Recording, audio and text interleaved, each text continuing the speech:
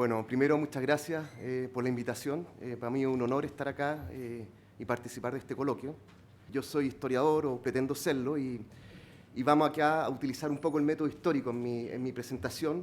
Vamos a poner algunas citas que pueden ser un poco extensas, pero que representan el pensamiento de la época que yo quiero conversar con ustedes. Y en historia siempre decimos que es mejor que lo diga la persona del pasado que uno mismo, digamos. Entonces va a ser mucho más explicativo, creo yo, las citas que les voy a poner y que las leamos juntos antes que todas las palabras que yo pueda decir. Como otro vicio de historiador, ¿cierto? Vamos a hablar de los orígenes, ¿cierto? Nos vamos a remontar al pasado y vamos a hablar un poco de los orígenes de las áreas protegidas en Chile. Ese es el contexto, ¿cierto?, de los orígenes, es la destrucción del bosque, de las masas boscosas en nuestro país, ¿cierto? Y esto tiene un contexto histórico importante de señalar. Para los historiadores también es importante poner las cosas en su contexto, ¿cierto? Y estamos hablando de un gran ciclo del trigo que ocurrió en Chile. Parte inicialmente en la época colonial, con una peste del polvillo negro que hubo en Perú, y Chile comenzó a exportar mucho trigo hacia el Perú durante los siglos coloniales, a partir de 1681 aproximadamente. Pero el verdadero ciclo comienza realmente hacia 1848, cuando se abren los mercados de Australia y California, ¿cierto? Y este ciclo del trigo dura más o menos entre 1848 y 1930. Tenemos varios mercados, el mercado de Australia y California, que fue un poco más efímero. Después tenemos el mercado inglés. Los ingleses nos traían sus productos manufacturados y nosotros les devolvíamos los barcos llenos de trigo muchas veces. Y finalmente el mercado salitrero a partir de la Guerra del Pacífico, ¿cierto?, donde fue un buen mercado para los agricultores nacionales llevar el trigo hacia esa zona. Esto va a implicar, evidentemente, una apertura a una frontera agrícola, que va a tener varias etapas. Primero, la cordillera de la costa, enseguida toda la región de la Araucanía, ¿no? ¿Y cómo se hizo esta apertura de la frontera agrícola? En base al fuego. Chile fue un gran incendio en esa época, estamos hablando de 30, 40, 50 años, donde prácticamente se incendió Chile. El fuego fue una característica no solamente del sur, sino yo diría de toda la cordillera de la costa, toda la región de O'Higgins hacia el sur, ¿no? Fíjense ustedes, vamos a ir a la cita. Tuve la fortuna de encontrar esta cita en un papel viejo en el Archivo Nacional en algún momento de mis investigaciones. Y esta cita no es tan tardía, es de 1930 aproximadamente. Y en esta cita dice: la República Argentina dirigió una nota a la Cancillería Nacional, la que advertía sobre, comillas, el peligro que para los bosques que se encuentran en el lado argentino de la línea fronteriza de la región de los lagos cordilleranos significa el hecho de que se acostumbre en la zona chilena de esa misma región a poner fuego a la vegetación remanente una vez cortados los árboles más aptos para un aprovechamiento comercial, a fin de obtener así un terreno desmantelado para el cultivo del pastoreo. Es alarmante, un poco impresionante que haya una nota de la Cancillería Argentina, ¿cierto?, diciendo que están preocupados por la magnitud de los incendios del sur de Chile. Yo creo que esta cita grafica muy bien la destrucción de nuestros paisajes, ¿cierto?, el uso indiscriminado del fuego y, bueno, la desaparición de buena parte de nuestras masas boscosas. A pesar de todo esto, ¿cierto?, hubo iniciativas bastante tempranas para proteger el bosque, para proteger nuestros recursos naturales, ¿cierto? Por ejemplo, hay una ley del 16 de enero de 1879, estamos hablando del siglo XIX, ¿cierto?, donde se intentó reservar una faja de montaña de 10 kilómetros de espesor entre Arauco, Valdivia, Yanquihue y Angol. Esta franja iría tanto en la cordillera de la costa como en la cordillera de los Andes. La idea era formar una barrera verde de contención de las aguas y protección de las tierras agrícolas. Bastante adelantado, ¿cierto? Estamos hablando de mitad del siglo XIX y en medio del fuego, ¿no? Y la idea era que solo el Estado podría hacer uso de estos bosques de reserva. Bueno, esto quedó en letra muerta. Nunca funcionó y los bosques siguieron avanzando en nuestro país. Hasta que tuvo que llegar, la foto no es muy buena, este personaje, un alemán, ¿cierto?, que llegó a Chile alrededor de 1888 a trabajar con Rodolfo Mando Filippi en el Museo de Historia Natural, y él es un personaje extraordinario. Después, hacia 1898, pasó a trabajar al Ministerio de Industria y Obras Públicas en la sección de agua y bosques. Sus biógrafos hablan de un propagandista, un apóstol, un creador de recursos industriales y alimenticios, un defensor y restaurador de las riquezas en vía de agotamiento por nuestra incorregible imprevisión racial. ¿Ah? Nuestra forma de entender y relacionarnos con el medio ambiente. Bueno, él le llamaríamos ahora un trabajólico. ¿Ah? Cualquiera que conozca un poco su biografía se va a impresionar de la cantidad de cosas que hizo, la cantidad de viajes que hizo por todo Chile, ¿cierto? La cantidad de conferencias, de escritos, las leyes y reglamentos que intentó impulsar en el Parlamento. No le fue muy bien, él murió en 1928 y las leyes que él impulsó, por ejemplo, la ley de bosques de 1931, pero la ley es autoría de él. También la ley de caza y pesca también es posterior a él, no la vio nacer, pero él es el gran gestor de todo esto. ¿Ah? Una de las iniciativas muy interesantes es la detención de las dunas de Chanco, ¿cierto? Las arenas volantes, como él le llamaba. Él forestó toda la región de Chanco hacia 1900. Bueno, hoy día hay un hermoso parque ahí de eucalipto, especie exótica, todavía no está tanto la valoración del bosque nativo, pero de algún modo u otro su labor se ve reflejada en este parque en Chanco, ¿no? Otra labor importante fue la introducción de salmonio. Voy a detenerme aquí un instante porque demuestra su carácter. Los salmonios habían sido intentados introducir en Chile desde 1850 y habíamos fallado siempre, incluso porque en los barriles donde traían los alevines se echaban cigarrillos, así, sin ningún cuidado. Bueno, este señor hacia 1900 fue a Alemania, trajo los barriles y en un momento se dio cuenta que se le estaban muriendo algunos de estos peces, había que dar la vuelta por el estrecho de Magallanes. Bueno, él desembarca en Brasil, atraviesa todo el continente a caballo, en tren, como fuere, atraviesa la cordillera de los Andes, llega aquí a Chile a la piscicultura que se estaba construyendo ahí en los Andes y las piscinas no estaban listas. ¿Ah? Bueno, él finalmente en 2 días logra arreglar que las piscinas están listas y introduce por primera vez los salmónidos en Chile. Ahora es un problema ecológico, pero en ese momento se veía como una gran bendición. Los tiempos y el entendimiento del medio ambiente cambian. Y por último, él es el gran creador de la institucionalidad forestal de Chile.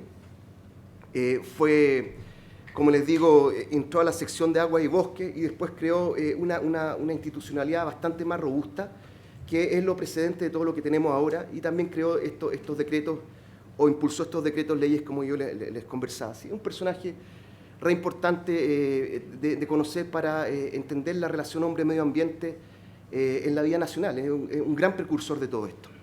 Sobre los bosques, ¿cierto? Él escribió mucho. Aquí seleccioné algunos textos para situar un poco la conversación. Plan General para el Cultivo de Bosque de 1907. Los 7 árboles forestales más recomendables para el país, 1909. Los bosques de Chile, 1913. Los bosques, su conservación, explotación y fomento, 1913. El problema forestal en Chile, 1913. Observaciones sobre los bosques de los guindos, 1915. Es decir, tiene una vasta labor en esta época sobre los bosques, que es el tema que nos convoca, ¿no? Hay que decir que los tiempos cambian y que él no era un conservador de la biodiversidad, como diríamos ahora, sino que él estaba preocupado sobre todo, creo yo, de aumentar la masa forestal de Chile, sin importarle mucho si esta masa era especie exótica o especies nativas. La idea central de Federico Albert, en definitiva, era detener los procesos erosivos que estaban operando en el país a partir del fuego, ¿no? El fuego, el despeje de grandes extensiones de terreno significaba el lavado de nuestros suelos y eso era un peligro importante para la época. Después hay un personaje importante en Chile que es Rafael Elizalde, un conservacionista muy conocido, y él habla, tiene una frase maravillosa que dice: no cortéis los árboles que caeremos al mar. Es decir, va a ser tanto la erosión de nuestro país que nos vamos a quedar sin país. Hay una especie de preocupación muy profunda en nuestro país sobre los procesos erosivos en Chile, desde Federico Albert a principios del siglo hasta los años 70, ¿cierto? Cuando se produce la gran expansión forestal, la gran pinificación de Chile. Entonces, vamos a hablar un poco del pensamiento de Federico Albert, pero más que mis palabras, yo les quiero comentar su pensamiento a partir de sus propias palabras, porque nos demuestran lo adelantado que era. ¿Ah? Fíjense esta cita, disculpen lo extenso, pero es interesante ver cómo pensaba él, ¿cierto? Primero, él no era un conservacionista, un ultranza, sino más bien era un gestor, un administrador. Le interesaba la gestión del medio ambiente aumentar la riqueza nacional y no solamente conservar por conservar. Dice, no es nuestro propósito entorpecer la marcha al progreso de la colonización, ni de la agricultura, ni de la industria maderera, pero sí creemos de nuestro deber, como chilenos, llamar la atención pública hacia la urgente necesidad de armonizar la conservación de todos estos problemas, buscando no solo su propio progreso, sino también asegurando, fíjense esto, asegurando el sustento de las necesidades más apremiantes de la comunidad, las que por supuesto deben primar por sobre las conveniencias del momento de uno o varios individuos. O sea, él está pensando en el bien general y no en el bien económico de uno o más individuos. Pero más interesante esta, cuando nos habla de las generaciones futuras. Nosotros ahora el desarrollo sustentable es un lugar común, creo yo, después de 20, 30 años de que estamos hablando de este tema, ¿cierto? Pero él está hablando en 1900. Y fíjense, los daños que ya se han causado a la nación serán comprendidos tarde o temprano y caerá la culpa sobre los que se han empeñado con ahínco y porfía en dificultar el desarrollo del estudio y el fomento de la materia. La generación actual será juzgada por la venidera, que tendrá que sufrir las consecuencias de la falta de precaución de la nuestra y de no querer oír a tiempo. Serán los hijos quienes juzgarán el proceder de sus padres. Esto es desarrollo sustentable 100 años atrás. Tenemos que dejar nuestro medio ambiente, ¿cierto?, para que nuestras generaciones futuras, para que nuestros hijos y nuestros nietos puedan disfrutar de él. Ahora, él fue uno de los impulsores de las reservas forestales. Ahora, estas reservas forestales tenían un bien de protección, pero no como lo entendemos bien ahora de conservación pura, sino que él pensaba en una reserva para proteger bosques que podían ser utilizados a futuro. Tenía también este afán económico o de impulsar una gestión no solamente de conservación.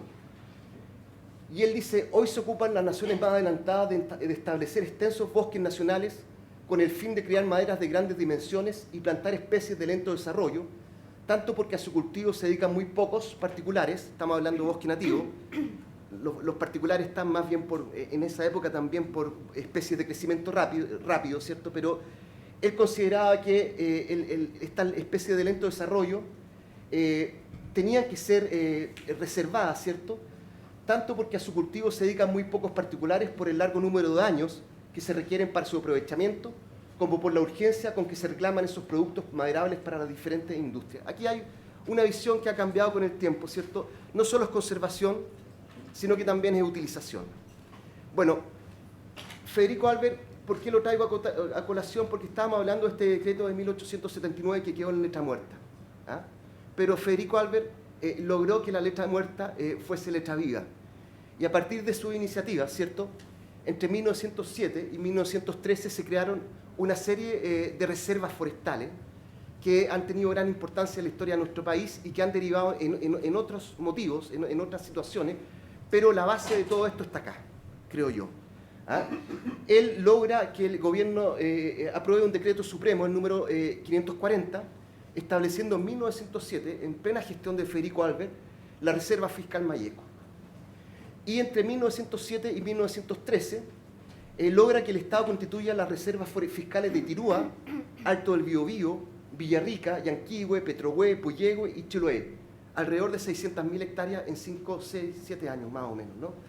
Todo un logro, estamos hablando de principios del siglo XX, todo un logro de gestión, creo yo, convencer al gobierno, ¿cierto?, de que esto era importante, y de que era importante conservar, ya sea para después producir, pero vamos a ver enseguida que estas reservas después se transforman en espacios de conservación como lo entendemos hoy día y bastante rápidamente.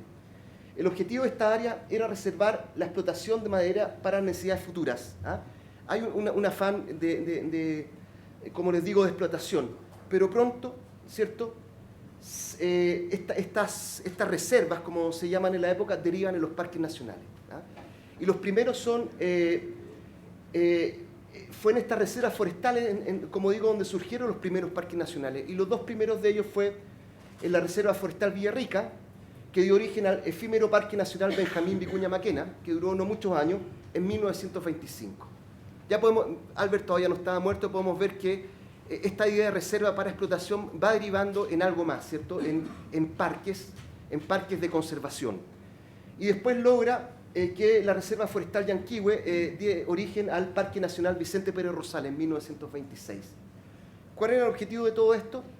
El objetivo era evitar la destrucción de las bellezas escénicas y fomentar el turismo sin afectar la colonización y la agricultura. Es decir, estamos hablando de que nuestro patrimonio natural prácticamente nuestros parques nacionales tiene un origen de más de 100 años prácticamente.